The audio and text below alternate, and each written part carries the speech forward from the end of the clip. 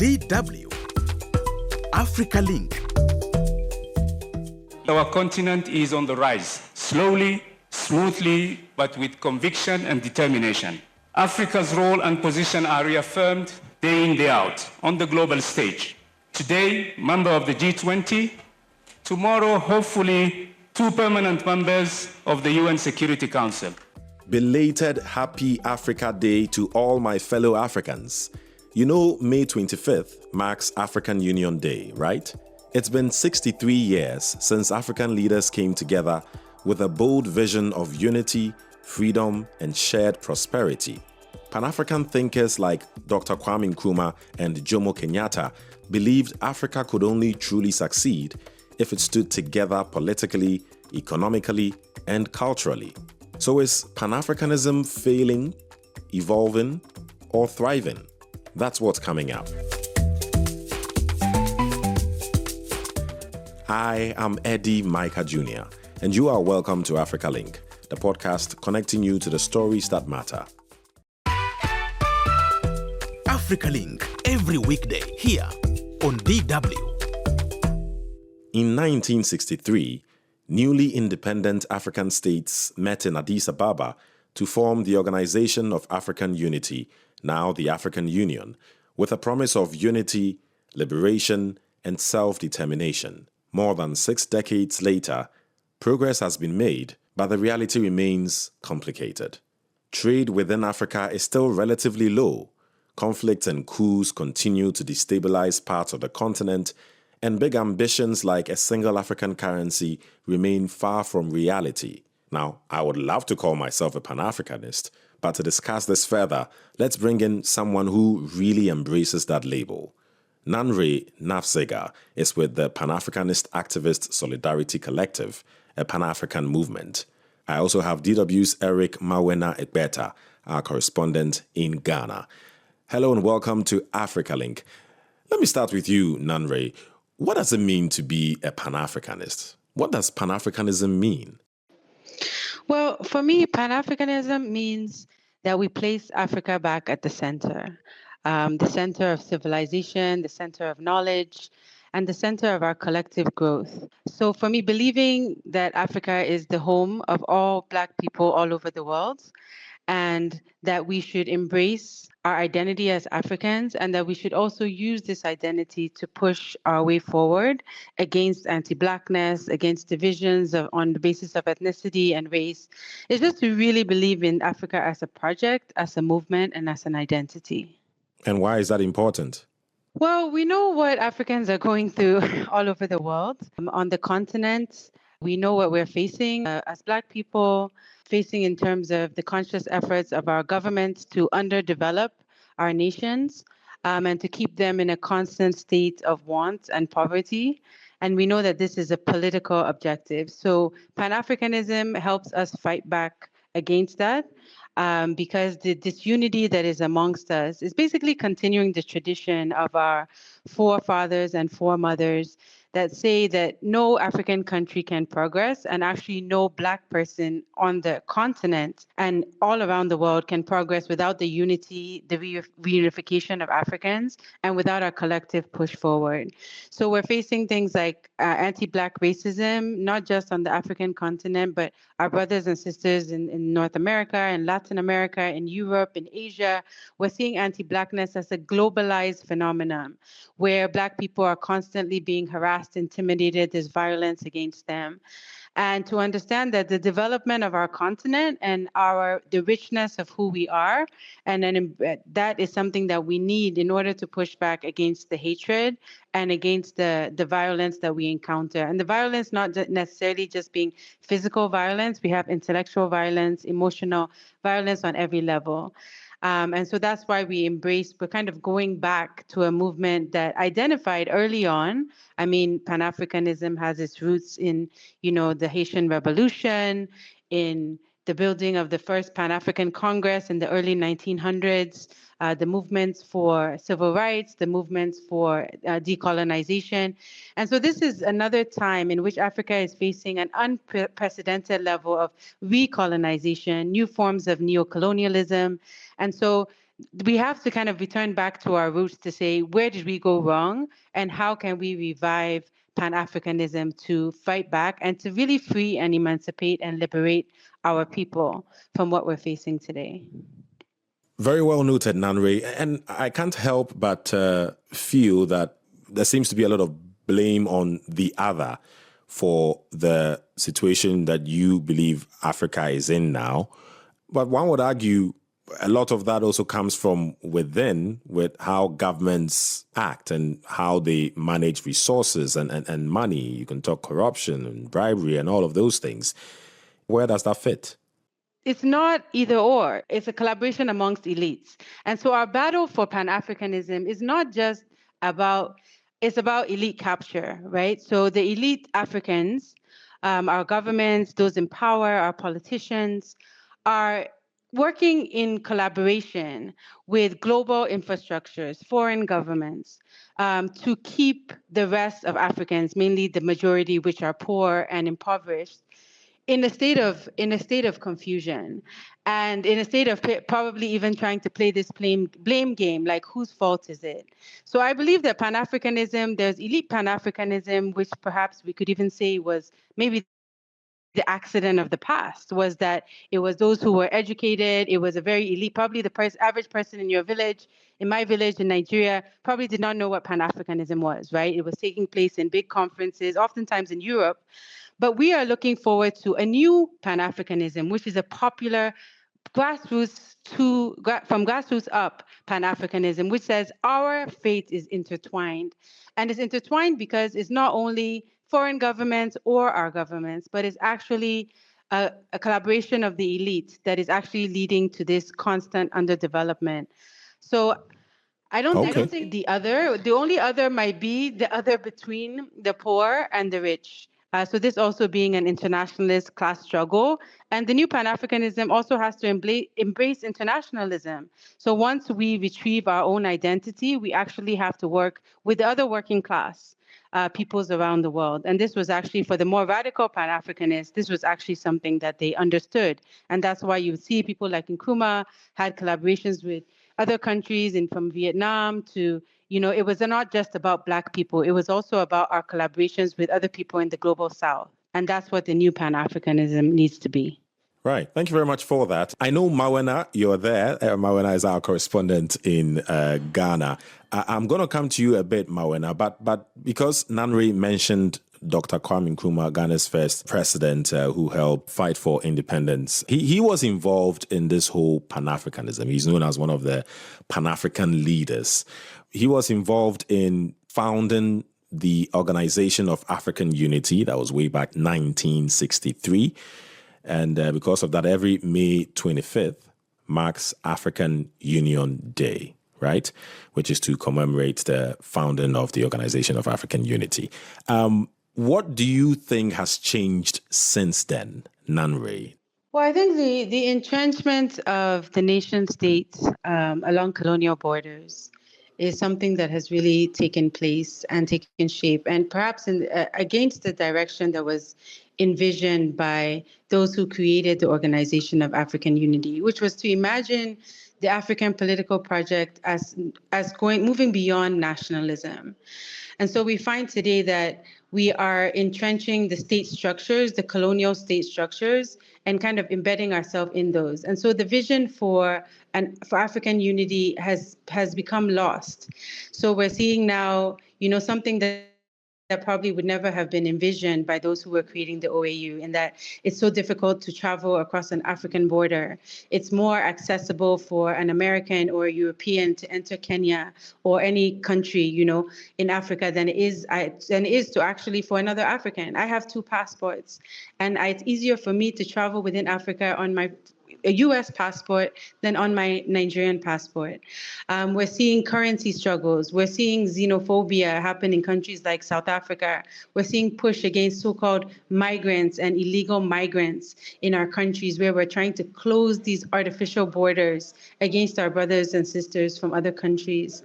We're seeing economic alignments along colonial lines, where you see alignments, for example, in West Africa, we have the Francophone alignment, which has now pushed back against France and is now forming, as you see, its own internal bloc, broken away from the ECOWAS. So we're seeing these unifications that we're continuing to entrench colonial lines rather than rid ourselves of them. And so this is something that has taken place over the last 60, 70 years, whereas it was envisioned that the emancipation from colonialism would actually mean greater unification. But I think it has actually gone in the opposite direction, where you have countries making alignments with foreign governments against the interests of their own neighbors. We see this in travel. We see this that you can't fly across two countries in Africa for a price that is far less from traveling abroad.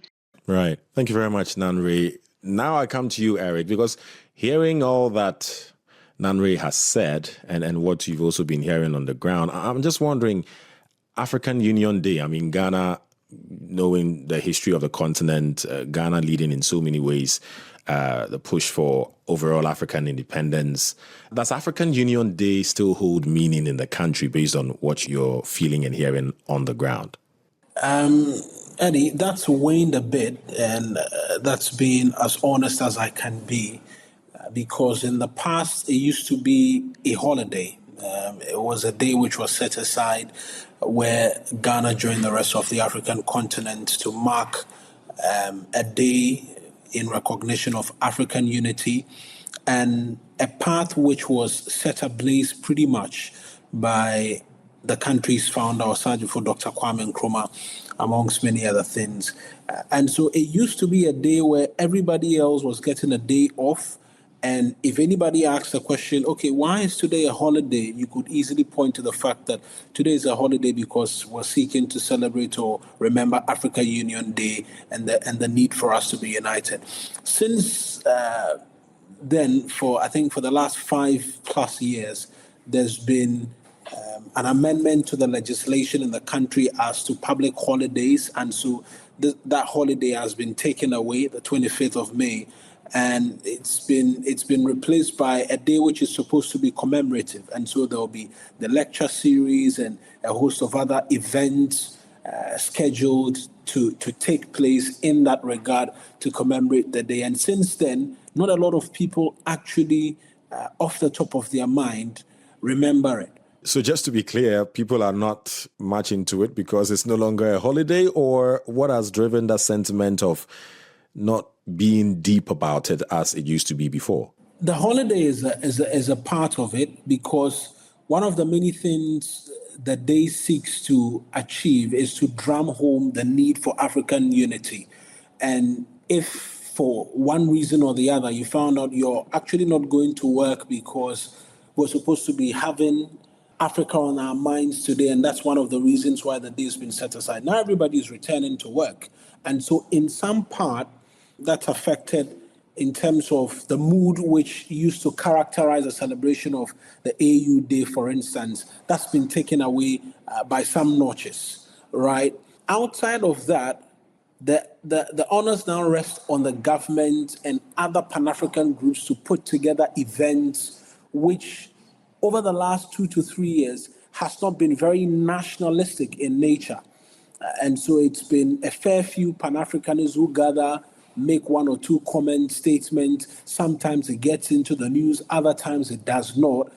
And so in the generality of things, I would say, yes, the day is still very significant because for a number of us as media persons, we're paying attention to such days. And for persons who continue to believe in the vision and are actively working towards it, it's a day which is on the calendar, which must be recognized and respect given to it. But in terms of a general populace, the good people of Ghana, it's not top of mind what comes up when it's May 25th. Right. Thank you very much, Eric, for that. And to be honest, one would argue it shouldn't be just one day anyway. It should be constantly drummed in different ways, the whole vibe or importance of Pan-Africanism. Now, Eric, Nanre was talking about how difficult it is to travel, for Africans to travel within their own continent than for even Europeans to travel on the African continent. It's my understanding that Ghana recently launched the country's first ever e-visa service, which, among other things, allow Africans to not pay for visa to visit Ghana. Tell us a bit more about that and what the whole aim was. Was that all geared towards Pan-Africanism? To a great deal, yes, because the government sought to launch that specifically on a day where we celebrate African unity and the AU Day, to be specific. And so since the assumption of office of this particular administration, and even before, there's been consistent efforts to, amongst many other things, remove the barriers in terms of what is the borders which characterize this vast resourceful land we call Africa. And so there's been a series of actions, bilateral agreements being entered with respective countries. And even before this announcement on the 25th, Ghana essentially waived visas and made it pretty much easy for every other African national to make their way into the country without strict requirement of visa and its attendant challenges, which is what you see when vast number of people are queuing up to get visas to European nations and all of that. That difficulty which existed had been essentially waived off by the present administration. They've decided to go a notch higher, that yes, visa is waived, or you don't need a visa. As a Ghanaian, when last I visited Kenya, I didn't need a visa to enter into the country. But once you get there, your details are just taken by the immigration officials, and then they grant you what is on paper a document for you to stay. That is still a visa, but in terms of the strict requirements where you have to get a visa before you could be denied, all of that has been completely waived. And that's what we've taken, that's what's been taken digital. And all Africans are not required to pay anything when they are getting this visa to make their way into the country. For other nationals outside of African descent, they're expected to pay around $250 to get it, but that's been completely removed. And when the Ghanaian president was speaking at the launch, he emphasized this greatly, that it's all towards removing the barriers, ensuring that as a continent we trade even ever so more amongst ourselves, and ensuring that there is that unity which our forebears sought and fought for and continue to push for becomes a reality. And so this is yet another of Ghana's big steps into realizing and achieving that. Right. Thank you very much, Eric. Nanre, so it sounds like, the movement is on course, right? I mean, countries like Ghana trying to do this. We also know about the Africa Continental Free Trade Area. So steps are being made, but I guess not fast enough, Nanre, or what do you say to that? There are some steps that are being taken, but much more needs to be done. As I said before, this is largely an elite concept. Pan-Africanism remains something that has not really reached the grassroots. And I think the recent developments that we're seeing, and I'll speak specifically about maybe anti-Nigerian events that have taken place, in Ghana and in South Africa. South Africa wasn't specific to Nigerians. But what we're seeing at the level of the streets, at the street level, is that Pan-Africanism still has a very long way to go in becoming part of the consciousness of the average African person. And so we're seeing this, the xenophobia that we're seeing, where people are really aligning against, so-called foreigners, which is very much against the concept of Pan-Africanism. We still see, even in countries in the global north, in North America and Europe, very deep divisions among the descendants of enslaved people and African immigrants that are coming into the country. And so there's a very long way to go to kind of reestablish the idea of Pan-Africanism in the consciousness of young people, and There are some efforts at that as well. You see in the music industry, you see a lot of collaborations, you see cultural, like media, television series, Nollywood, other things that are kind of cultural phenomena where people are really embracing different African identities. But there's still a lot of very deep divisions. Even in the return, like Ghana, for example, has embraced Pan-Africanism kind of, I would say, not as just necessarily in the spirit of Pan-Africanism, but as an economic initiative. So it's not necessary that people are embracing Pan-Africanism as something that is, a political and ideological commitment. Right. I mean, I hear you, Nanre. There's clearly a lot more that needs to be done. So as we wrap this up, because this is so interesting, look, I could go on for much, much longer. What would Ghana's first president, Dr. Kwame Nkrumah, say about Africa in 2026, based on the vision and the idea he had for the continent? What do you think he would say today? And what would he advise the continent to do now to help achieve Pan-Africanism? But I think Kwame Nkrumah would want us to look at the new forms of neocolonialism and to really take on Pan-Africanism again as both an economic and political project. And so part of what, Nkrumah was focusing on was that we need to look to the West, not to the East, but within Africa. And so I think that Nkrumah would want us to really think about reestablishing a new economic and political future for Pan-Africanism. So reintegrating the continent in terms of our economies, and this would take great political will. And Nkrumah was very aware of the need for economic independence. And so even though oftentimes he's quoted most for, saying things about Pan-African unity, he was also very adamant about economic independence and fighting against neocolonialism. And so I think he would really want us to examine our ties outside of the continent and really look to reestablishing those economic ties within. And that will take a lot of political will. So I think that's what he would be asking us to do today. Right. I would have loved to hear from Dr. Kwame Nkrumah. May his soul keep resting in peace.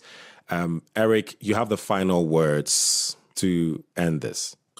Well, for us as a continent, there's still quite a long way to go, like Nanre puts it.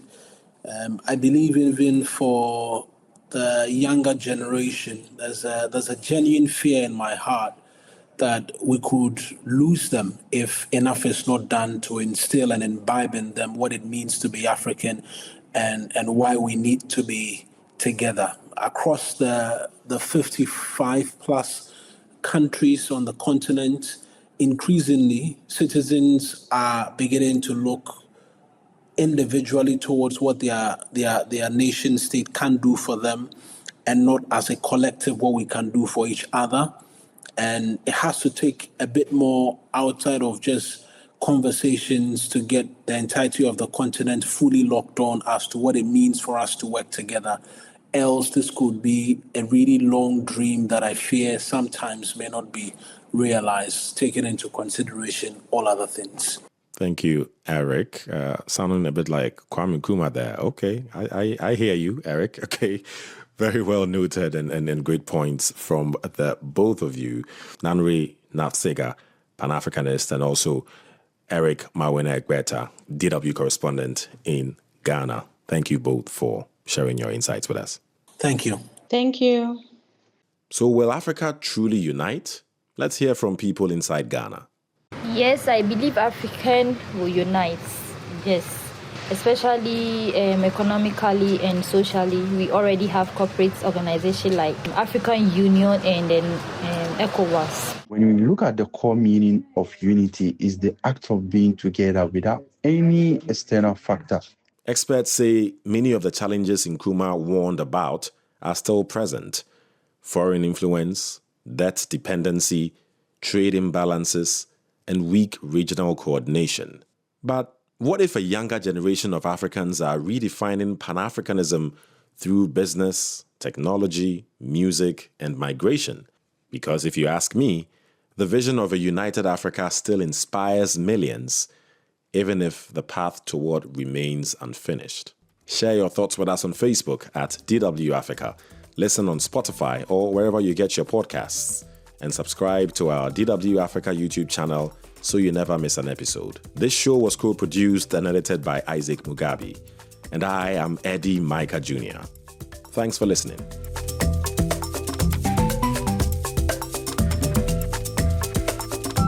DW. Made for minds.